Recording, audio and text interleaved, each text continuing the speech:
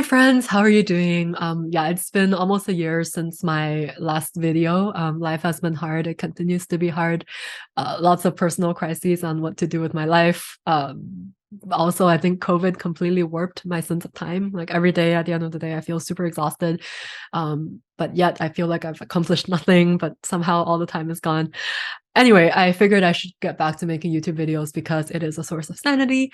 And today I want to share with you some recent work I did that I personally find super interesting, and would love to have more offline discussions on any threads that I'm mentioning today. Um, it is some work I did on it's a computer vision agent analysis of Song Dynasty imperial portraits. So first, a little primer on imperial portraits. They were super important across many countries, many different cultures, and they were indeed super important in China in imperial and the imperial portraits in China came in the form of hanging scrolls. So think mostly ritual purpose, right, in ancestral halls, or in the form of album paintings. So these could either have been studies for larger hanging scrolls, or they could have been kind of thought of as identification snapshots or standard renderings of emperors and empresses. I was able to find a lot of them very readily available on the internet in open access databases. So for example, National Palace Museum Taipei has almost a complete set of Northern and Song Dynasty imperial portraits, as well as Yuan Dynasty.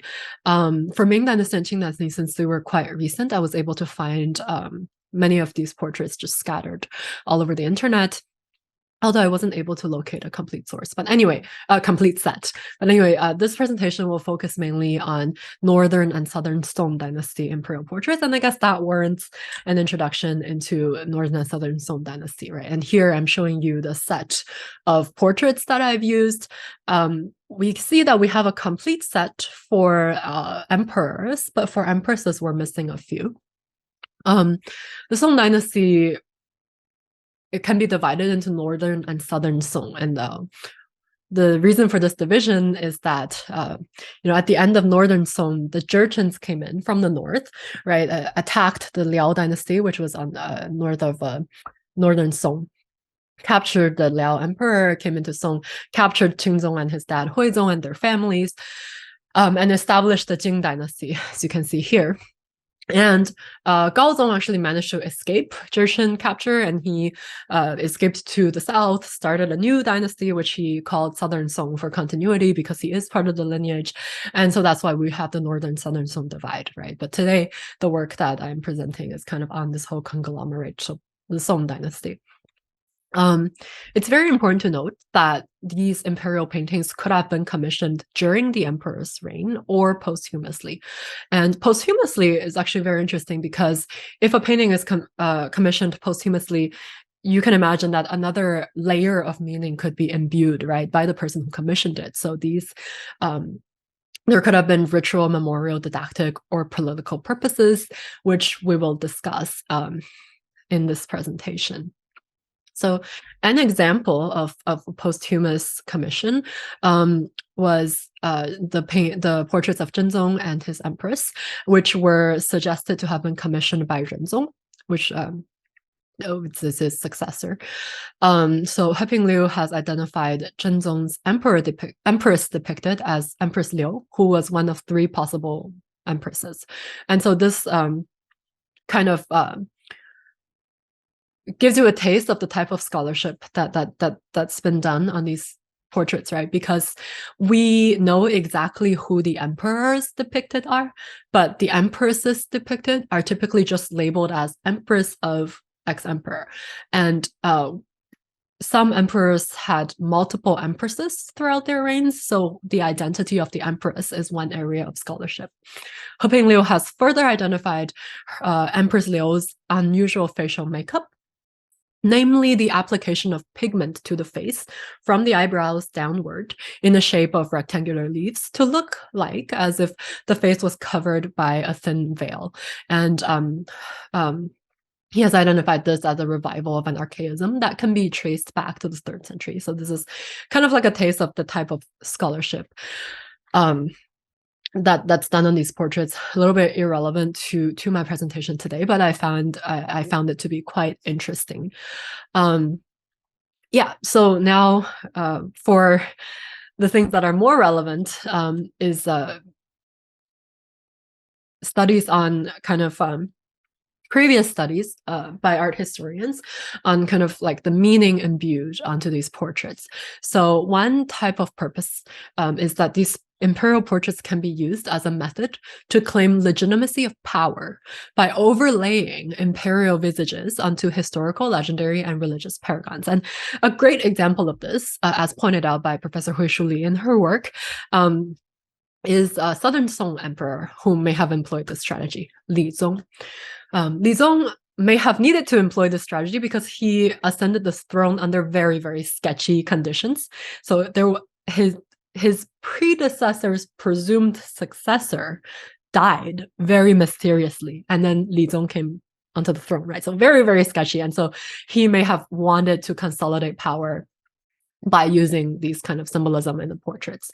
And what type of symbolism? Well, we can very, very, very easily see, even subjectively, that the portrait of Fuxi here on the left, painted by Ma Ling, who was a court painter, very, very much resembles the official portrait of Li Zong, shown on the right here, right? And Fuxi is the first mythical emperor of China. So there we go. And this also shows the value of using these album paintings as references in these studies. Now, if portraiture can be used to legitimize power, they can also be used to delegitimize someone, right? And one example of this, which has been studied in past works, is the metaphoric removal from the family lineage of Emperor Yingzong via an anomalous depiction. And so here I am showing you the portrait of Yingzong. It's clearly very different from the portraits of Zhenzong and Renzong, who are his two predecessors, right? As well as that of Shenzong and Zhezong, which are his two immediate successors. So clearly he sticks out, right? His robe color is different, the furniture is different. And yeah, so there was a very interesting study that focused on furniture in these portraits, which I've listed down here for anybody who's interested, which suggests that this anomalous depiction of Yingzong was to metaphorically remove him from the lineage. And the reasons that they gave for this is that, Yingzong was not actually his predecessor's biological son, and he was also sickly and only reigned for 4 years. So these are the reasons of why his successors may have wanted to remove him from the family lineage. The study cites, his anomalous depiction as a proof for this. But Professor Ebery in her work suggests that there is a complicating factor to this argument, which is that if you have an anomalous depiction, it could just very simply be that this portrait came from another collection or another set. And of course, we also have to note that these two things don't have to be mutually exclusive. And from all this discussion of previous work, you can see that art history analysis of these works are very much subjective, right? One person can come in and say, yeah, this person, the depiction of Fuxi definitely looks like the depiction of Li Zong, and one person can come in and say, no, it doesn't, right? So I figured that it might be valuable to add a quantitative measure of similarity. So the squared L2 distance computed by OpenFace specifically to the tools repertoire of art historians to enable larger scale comparisons and also to complement subjective analysis in art history questions. And I use OpenFace out of the box. It's open access, and there is literally a comparison demo, right, where they would do all the normalizations and projection onto a representation space, and then computing the L2 distance, squared L2 distance between the representations. So I just use OpenFace out of the box for comparison. And the first thing I did was to validate its use using using the example of Li Zong, which I gave. And I did this by taking a painting where the sitter is very agreed upon in the art history community. So namely, this painting here, Listening to the Wind in the Pines by Ma Ling. Art historians generally agree that the man depicted, the scholar depicted here is Li Zong for the same purpose as, depicting himself as Fuxi. Like this is kind of overlaying his image onto these paintings of scholars and mythical figures to give himself more legitimacy of power. And so I asked myself, or I asked OpenFace, right, can OpenFace also pick up the similarity between the scholar depicted here and Emperor Li Zong? And in subplot C here, I am showing not similarity scores, distance scores. Sorry, the slide is wrong. Distance scores to emperors, to all the emperors in the set. And so the lower the distance score, the higher the similarity, right? And we can indeed see that OpenFace can pick up Li Zong as one of the emperors that are most similar to the scholar in this painting. So that kind of validates for me the use of OpenFace in this area. And then, now that I've established the usefulness of OpenFace, I ask myself, okay, now what about we look at a painting where art historians don't agree on the identity of the sitter? In particular, I will be looking at the scroll here, Listening to the Zither by Emperor Huizong himself. And the question in art history that's relevant to this painting is, did Huizong depict himself as the zither player? And scholars are very much divided on this, right? Because the scholarship is very much subjective. And it really highlights the idea that having a quantitative measure, even like a simple one like the L2 distance, can really add to the repertoire. Because currently, some scholars will look at this problem and say, clearly, the zither player looks like Huizong's official portrait, and somebody else will come in and say, no, he doesn't. What are you talking about? And so, subjective analysis does have its limits. And Professor Chenghua Wang actually makes a very convincing argument in her work, I think, that the zither player is Huizong.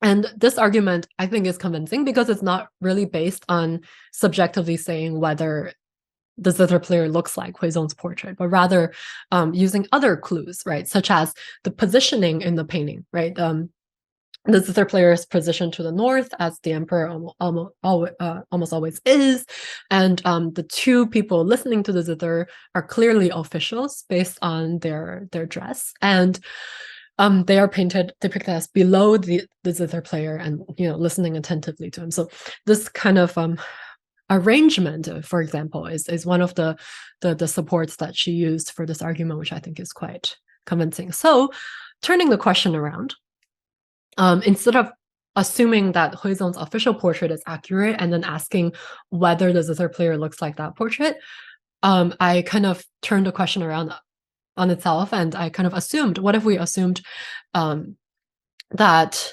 the zither player is Huizong from Professor Wang's argument, and we ask ourselves, is Huizong's official portrait accurate, right? Professor Ibri suggests in her work that Huizong's portrait was actually commissioned by Gao Zong from memory.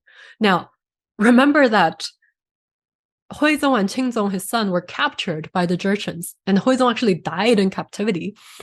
Gaozong escaped, right, came back, established the Southern Song dynasty. And so it's very likely that by the time this portrait was commissioned, Huizong was already remembered as somebody who has lost the empire. And I would think that would affect how he is actually depicted in this portrait if it's indeed commissioned by Gaozong. And so I deployed OpenFace on it. And again, this is the distance score, not the similarity score. So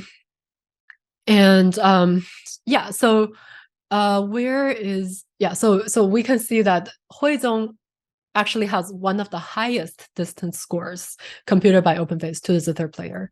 So OpenFace thinks Huizong does not look like the zither player. Now, I think this can contribute to a hypothesis that Huizong's portrait was posthumously commissioned, and it may have, you can think that it's possible that he may have been depicted as more effeminate than he actually was, because he is remembered to be somebody who is weak and lost the empire. An additional result that supports the claim that Huizong is portrayed as more effeminate is the fact that when I use OpenFace to generate distance scores between Huizong and all the other emperors in the official portraits. And Huizong's portrait is computed as most similar to that of Duzong, who is another emperor who has been seen by posterity as weak and irresponsible. So this is an example where this quantitative metric actually, I think, added something new to art history discussions. Yes. Yeah. So another thing is that the zither player, the distance scores computed between zither player and all the other emperors suggested that the zither player resembles Shenzong, who is Huizong's dad, right? So I think this adds to the hypothesis that zither player is Huizong, and it is Huizong's official portrait that's less accurate. And this also makes sense because physiognomy was very, very important at the time. So yeah, he could have been posthumously depicted as effeminate. The third question I asked was going back to the question of whether Yingzong was metaphorically removed from the lineage. And so here I'm showing you OpenFace distance scores in this little matrix here. With the little human symbol, I'm showing biological lineage, right? So Renzong, so Yingzong was actually not Renzong's biological son, but all his three successors, which are the three rows, are Yingzong's son. So Yingzong and his three successors are part of the same biological lineage. But if you look at the similarity scores, his three successors are depicted as much more similar to Renzong than to Yingzong. And so what this could suggest is that kind of supporting the hypothesis that Yingzong was metaphorically excluded by contributing to the assertion that, his three successors were metaphorically included in Renzong's lineage, right? Kind of like, even though his three successors were part of his biological lineage, they're made to look more similar to his predecessor than to him. So again, deploying OpenFace to add a quantitative measure to art history discussions. And the fourth thing that I did, which I think is a much bigger leap, but I think if we kind of dig deeper into this, it could be very, very interesting, is in Chinese there's this term 夫妻相, husband-wife resemblance, and sometimes that's used to suggest or to represent a harmonious marriage. And so I kind of asked myself, this question of metaphorical inclusion and exclusion, can it be applicable to emperor-empress pairs, right? Generally, a woman married into a family is not really included in the family lineage, right? It's usually patrilineal, but probably the biggest compliment for a wife back then was to be metaphorically included in her husband's lineage. And so I wondered if emperor resemblances, if there's something interesting there. And I took all of the empresses from the portrait set that I had, and I generated this pairwise matrix here with distance scores between empresses and emperors. And I got this giant matrix. And on the diagonal, we have spouse pairs, right? And I looked at the spouse pairs that OpenFace picked up as most similar and least similar. And I think there is indeed, of course, I'm kind of cherry picking, and a lot more complementary studies have to be done, a lot of subjective analysis. But I think it's something interesting, is that if we look at the three pairs that OpenFace thought looked most similar, let's go through them one by one. The first pair is pair A, right? Lady Du, who is the empress of Xuanzu. she is remembered as a very good empress. Namely, because she was the first empress, she was remembered as the mother of all Song emperors. And so it would make sense in terms of Fu Jixiang is to metaphorically include her in the lineage because she was remembered very fondly. And now if we look at pair G, which is Shenzong and his wife, similarly here, Empress Xiang, who is depicted here, was also remembered very favorably.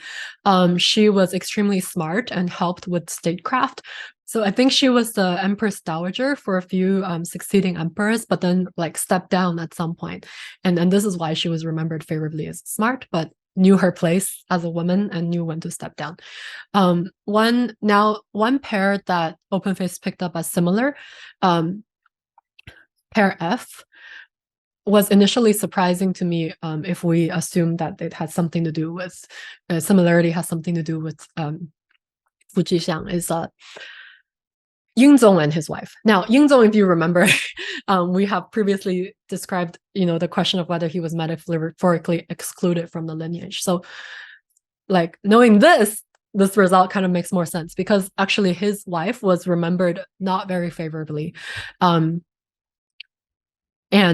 that was because she was very smart.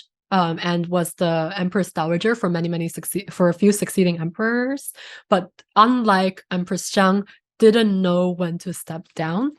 Yeah, so I guess back then, as a woman, if you're too shining of a star, people don't like you, right? So, so basically, both Yingzong and his wife were not remembered favorably. So it could be that they're depicted similarly to exclude them both from the lineage. And kind of on that note, the pair that's depicted as least similar, as picked up by OpenFace, is Lady Gao, is Empress Yang, who was Ningzong's empress and Ningzong. Now, Empress Yang, I have a video on her, right? I have made a video on her. I love her so much. But she was remembered unfavorably in history for much of the same reason as Yingzong's empress, is that she was super smart, super powerful. There was the joke that like a lot of calligraphy that she did was for a very long time identified by art historians as calligraphy of Ningzong because it was just not possible that such powerful strokes were out of the hands of a woman. And so she was extremely talented, and perhaps that's why she was remembered quite unfavorably. And that could have been a reason that she was depicted as very different from her husband. Although, once again, I'm cherry picking things, and this question, even though it's the one that interests me the most, could benefit from a lot more further studies. And another interesting thing that I would like to look at in the future is mother-son pairs as well, and whether mother-son similarities have any meaning. And so again, like to summarize, right, the work that I'm presenting today kind of is about adding a quantitative measure of similarity, in particular OpenFace, to the tools repertoire of art historians to enable larger scale comparisons and complement subjective analysis. And so I showed, right, we validated the use of this metric using a painting where art historians generally agree on the identity of the emperor depicted, and then we used it to gain insights into a painting, so the Zither player, right, where the identity of the person depicted is debated, and then we also used it to evaluate hypotheses surrounding metaphorical inclusion and exclusion of emperors from the lineage. And then we extended that discussion to empresses, right? So whether likeness could have been used to metaphorically include or exclude empresses from the lineage. And I guess another future direction could also be to ask similar questions for Yuan, Ming, Qing portraiture. I would love to discuss anything related or not related. Yeah, please reach out.